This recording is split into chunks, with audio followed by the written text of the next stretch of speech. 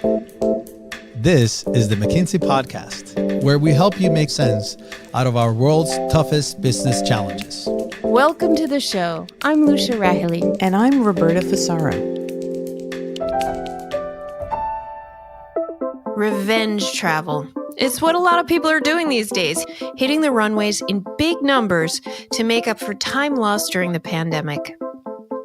McKinsey recently partnered with Skift, a leading travel industry news site, to write a report about travel in the age of AI.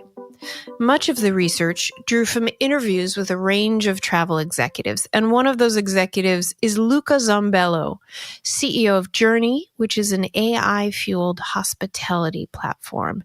He says AI will be the new normal. I think economically, we are at the very beginning of potentially one of the biggest technology disruptions that humanity has ever seen. Today, McKinsey partners Vic Krishnan and Alex Cosmas join us to discuss the travel industry and how it's uniquely poised for big benefits from the use of AI. Alex, Vic, welcome to the podcast. Hello, and good morning. Thrilled to be here. Everyone is talking about the disruptive juggernaut that is AI, and particularly Gen AI, at a super high level. And acknowledging that we're still in early days, what do we expect this to mean for the travel industry in particular? Yeah, I think the travel industry is unquestioningly going to be significantly disrupted by AI. And now whether or not it's Gen AI or other forms of AI that have been around for some time remains to be seen. But it's quite clear that if you work through the customer journey in the process of trying to understand where you want to go, where you want to stay, what are the things you want to see, how do you want to plan your day-by-day itinerary, Gen AI it significantly eases the process of travel discovery. Mm-hmm. If you then step into what this means for travel suppliers, which includes airlines and hotels and cruises and car rentals and rideshare providers, etc., the promise of AI is very much in helping them deliver on the promises, both explicit and implicit, that they make to their customers. And what I mean by that is very often the expectations that customers have of travel is that your flight is on time, your bags get delivered to you safely, you then get to your hotel room is available to check in when you get there, and you have a room that fulfills exactly what you asked for. That baseline expectation is one that many travel companies actually have historically struggled to meet. What AI can do is help airlines ensure that planes are on time. It can help hotels ensure that what they deliver in terms of staffing, in terms of product promise, is consistent with what they advertise in their marketing and branding strategies. The answer for each of us is by definition fundamentally different of what a good experience looks like, whether I'm traveling for leisure or for business. And the promise of AI has been take the pattern of history, take the pattern of millions, and boil down the individual response that is relevant to me. So if we think about the applications of AI in the travel sector, where it's already been applied in spades is in the operation. And that's been true for decades, and it's only getting better. But the customer-facing applications of it are only now really becoming next generation. And I think for the most part in travel, the best AI applications will largely be opaque to customers because they'll still be delivered through the media that they prefer, often through humans, through the front line, through desk agents. And that's ideally the promise. I think the starting point is to say we can't suddenly expect that customers will prefer to interact through more digital channels than they have in the past. Mm-hmm. In travel, it's a very human-centric business. And so the best AI, the best models will be delivered through traditional channels. So our latest estimates suggest that generative AI alone across sectors is bound to unlock $2 to $4 trillion of incremental value. These are big markets, and therefore, not surprisingly, capital is chasing the disruptive sector of AI. What are some good examples of products that customers might expect to be using or that might be in the background enhancing customers' experience in future? Imagine the last time any one of you tried to book a trip. You probably started with a little box where you put in your destination, you put in your approximate dates, and then you had the search engine then present to you a series of results that may or may not have met your needs. What we're imagining in a future with Gen AI or AI in general is that, but you actually start with something much more freeform that says, I'm looking to plan a trip with my family to New Orleans for a week in October. Can you help me find a hotel that has a pool for my 7-year-old and is walking distance from the French Quarter? Right? Wouldn't that experience be much easier in terms of trying to figure out where you want to stay and what you want to do, as opposed to getting a list of 1,000 hotels in some sort of a sort order that may or may not meet your specific preferences and what you actually want out of that trip? So I think that's probably one of the most obvious examples where customers will be able to see a real difference in what Gen AI can do in terms of helping them with the travel discovery process. Alex, anything to add there? I think the other application of AI that I'm personally quite excited about is every customer they drop digital breadcrumbs of things they like and don't like when they bounce off of a page. A .com when you're shopping, when they abandon a cart, when we return less frequently to search, when we arrive on a page only to check a single itinerary on a single day and a single fare rather than browsing for 20 minutes. All of these are small tells that we as consumers provide our both favorite and secondary travel brands. And so the ability to record that and turn that into signal that says, I actually know what Alex is keen on in general and frankly less keen on. So it's capturing that signal and turning it into relevant offers. Where are we in terms of companies really embracing the use of this next gen AI and other related technologies? We're pretty far down the path of companies embracing both traditional AI and experimenting with generative AI. There are very few of the airlines, hotels, cruise lines, suppliers that I've interacted with that are not already embracing, deploying, and actively experimenting with advanced tech. I think it's only going to grow. It's only going to increase, but there is risk to more is not always better. Faster is not always better. There's a bit of let's say a cautionary tale that we've learned from other sectors, which is, first off, AI is only part of the answer. The digital delivery mechanism, which is how I go deliver the answer, a mobile app, a push notification, an e-commerce experience, a kiosk, digital signage, or data just given to the front line. Those are equally, and I'd argue even more important than the predictive and generative AI models behind them. I like to say it doesn't matter if you got the answer right, if you got the delivery wrong.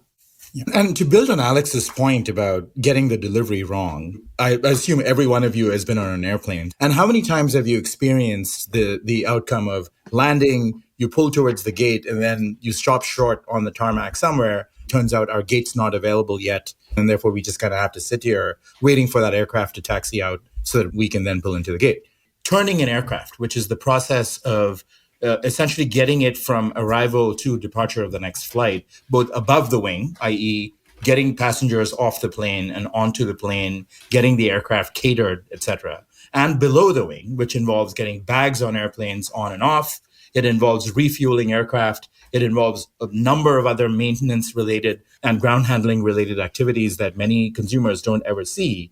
All of that is an extremely delicately orchestrated ballet at an airport every single day that involves multiple third parties and several different suppliers. And that orchestration requires data, communication, of very, very large volumes of information.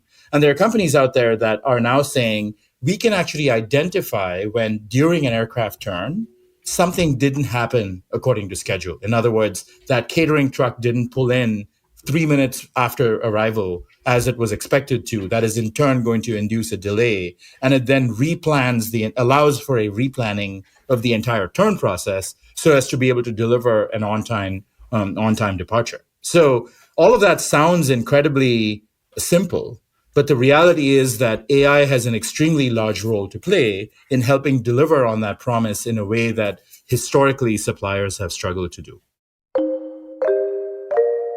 To fulfill that promise, understanding the data is critical. Here's Ella Alcalay-Schreiber, GM of the fintech Hopper. Machine learning is important, Gen AI is important, predictive technology is important. But the actual challenge is to understand the data, to understand the behavioral trend, to ask the right questions, to put the right objective function, to read the prediction versus actual right, to do it in a timely manner. The actual challenge is less on the machine learning because, to our topic, this advances very well and becomes very easy for general consumption. The actual challenge is the human thinking, is the common sense. So, of course, know your customer is a business axiom at this point. But what does understanding your customers mean specifically for the travel industry? So I think it means a few things. For AI models learn the same way humans learn. It's a test and learn. So I ask a question, I observe a behavior, and that reinforces either my false conception or positive conception of who you are and what makes you tick. So to that end, if you can't measure cause and effect precisely, then avoid running an experiment entirely. This is what our general advice we tell our clients is, if I'd rather them experiment correctly on something small than swing for the fences and have no idea where the ball gets hit. And so that's true, and particularly true in micro experiments where I have individual customers, where I provide individual treatments, but I have to be able to measure the response. And if you can't measure it, don't bother. Focus your energy and resource on a different experiment. For example, if a brand doesn't have the digital tech to be able to send a tailor offer to me as an individual, then you don't really need to know my personal willingness to pay. In that case, stick to the micro segment or the macro segment and action it that way. If you can't send a personalized message without making it feel generic, then don't. Stick with the handwritten note on the credenza of the hotel room. Interesting. Vic, anything to add there? Yeah, I think the only thing I would add to Alex's example is that the example, the experience of hyper-personalization has to feel authentic. So in other words, a flight attendant coming up to you and saying, "Hey, I normally know you like a Diet Coke with a slice of lime. Is that what you'd like today?" As opposed to presuming what the case might be, or their customer's preferred drink might be an example of how AI actually delivers on hyper-personalization, but with a bit of a human touch, so it doesn't appear creepy. Both of you are deep in this industry. Any examples that come to mind of companies who are really doing AI right? And if so, how? I'm going to start with something pretty basic, but hotels that actually even understand or acknowledge that what your past history of staying at that specific property is, I find, and this is, again, being hyper-personalized and speaking for myself, I find that to be quite and a personal touch I really appreciate. Many hotels actually don't necessarily easily make that type of information available to their frontline staff. And so empowering those employees to use that information to deliver a hyper-personalized greeting or an experience. I mean, I think that I find that to be good examples of companies using AI well. If done right, the frontline workforce should look and feel like superheroes, fueled by AI. There's a luxury fashion retailer that arms their sales associates with iPads that link that shopper to the styles and the sizes they searched for online. That's pretty cool. Now, augment that with the propensity models in the background that give the agent a steer to what a customer wants, and suddenly they appear clairvoyant. So think about that application suddenly in travel. There's quite a bit, there are far more interactions on average in a travel journey. So as consumers, how do we preserve the magic of travel, which is more heads up time, immersed in our surroundings, rather than heads down time researching on a device? It means more agents who surprise and delight, that say welcome back, that say happy birthday, that know you arrived earlier than planned and swap the room preemptively so you could get in and get on your way. So, one example I'll share, when I check into a hotel, I really don't like the kiosk and the app check-in, but I love it for checking out. Mm-hmm. For other customers, the complete inverse is true. My hotel can know that. They certainly know how I check in and check out. They should act on it or understand the why, just like you understand your friends. So that's I think this is the test and learn experiment that we talked about earlier, that most suppliers actually can begin the game of right now. That makes a very nice segue to Krishnan Hen, Chief Customer Officer at Asaya. Here he is talking about frontline talent using AI as a kind of assistant. Sometimes people say automation, might be a risk to people's jobs and everything, but that's not the case here because there's not going to be enough people to do these jobs in the first place. So I like to see it as, we're just equipping the people with the right tools to do their job in a better way and be able to accommodate for the additional workload that is coming. Yeah, I see technology as enabling or helping frontline employees do a better job than necessarily eliminating them. Let me give you an example. We don't necessarily see AI reducing flight attendant staffing anytime soon, because the reason that those flight attendants are on the airplane is, and you may have heard this sometimes, is primarily for your safety, followed by a guest experience requirement that they deliver on. And so we see AI in many instances as allowing those flight attendants to actually deliver a better customer experience because they know that passenger in seat number 17C better as a result of the information we provide them, as opposed to necessarily replacing their jobs. Now, there's no question that in certain pockets of the economy, technology and AI will end up replacing people. Now, the reality, though, is that in travel in particular, where the quality of the guest experience or the passenger experience for so many people is tied to human interaction. If I could add a couple thoughts. I think first off, let's look at the facts for a moment. Post-COVID, the travel sector employs 12% fewer staff than pre-COVID. And that's not necessarily by choice. It is hard to find folks with the hospitality gene that genuinely want to deliver to guests, engage with guests, and serve at the highest level day in and day out. So it's been hard. That's part of the reason why we see such a smaller workforce in travel today than we have in the past. It takes twice as long, an average of 5 to 6 weeks, to fill roles than it did pre-pandemic. Those with that hospitality gene would love nothing more than to spend less time fixing broken itineraries, fixing issues that frankly could be automated, and instead spend their energy serving, which is what hospitality and travel are all about. Mm-hmm. I think it should be a net positive growth. I think the travel sector itself should grow as a result, which then in fact grows jobs. We estimate the travel sector to grow at roughly 6% over the next decade, which is twice the rate of the overall economy. So that is super helpful context. Could AI and related technologies help with training folks who don't sort of come by that gene naturally, but could be trained up to fill those roles more efficiently?